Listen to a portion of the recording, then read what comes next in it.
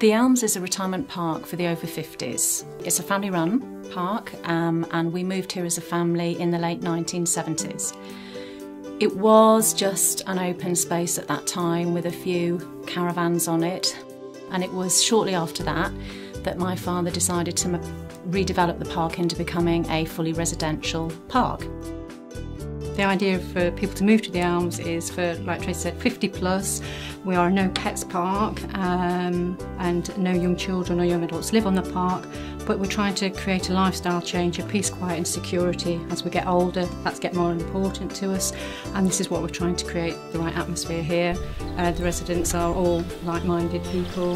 There's a good camaraderie between the residents. So we're in the garden of a twin home here today, so that's one of the larger properties that we have. All the properties at the Elms are 2-bedroomed. Just the larger properties give you a little bit more space in the rooms and separate kitchens rather than more of an open plan layout. And obviously all the properties here have an annex area at the rear of the property which is attaching a utility room and a hobby room, or some just have the utility room depending on the size, but they all have a garden and they all have a parking space.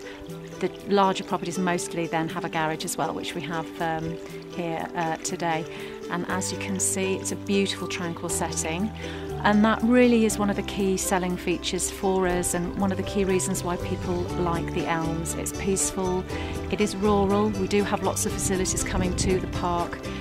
We appreciate that everybody still has to get their daily supplies and get their shopping in and have all the essential day-to-day things that you need.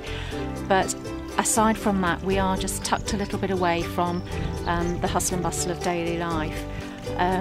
With having the barrier at the entrance to the park, that does control access on and off the park, so you automatically don't have people you don't know knocking at your door.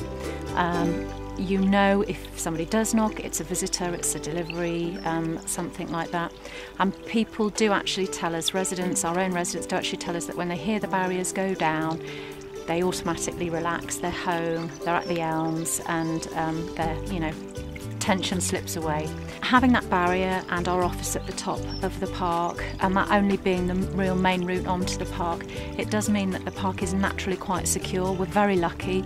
We're in an incredibly low crime area, but that said, people feel very happy to lock up the home and disappear abroad for 6 months, have their travels, enjoy doing whatever it is they want to do in their retirement, knowing that when they come back home, everything's going to be just how they left it. Whilst we're a no pets park and children can't live here, obviously people have oodles of visitors and go about their daily lives as they would do anywhere else.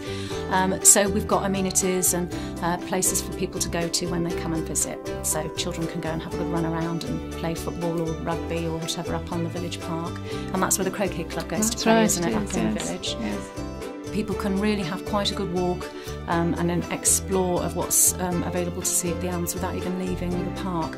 Obviously people do leave the park, there's loads of activities and things locally. We're lucky to have quite a few nice pubs and restaurants near here. We've got 3 or 4 golf courses, Lincoln golf courses just in the village of Torksey itself, the medical centres in the village. On the Elms, the residents benefit from having our own private floating pontoon moorings. At the end of the moorings we have our private fishing, and again at the end of the park we have our caravan and motorhome storage. So it's creating different lifestyles for residents joining the Elms in a peaceful, quiet, secure environment. In 2013 we were awarded the David Bellamy Conservation Award of the Silver Accolade, which we're all very proud of.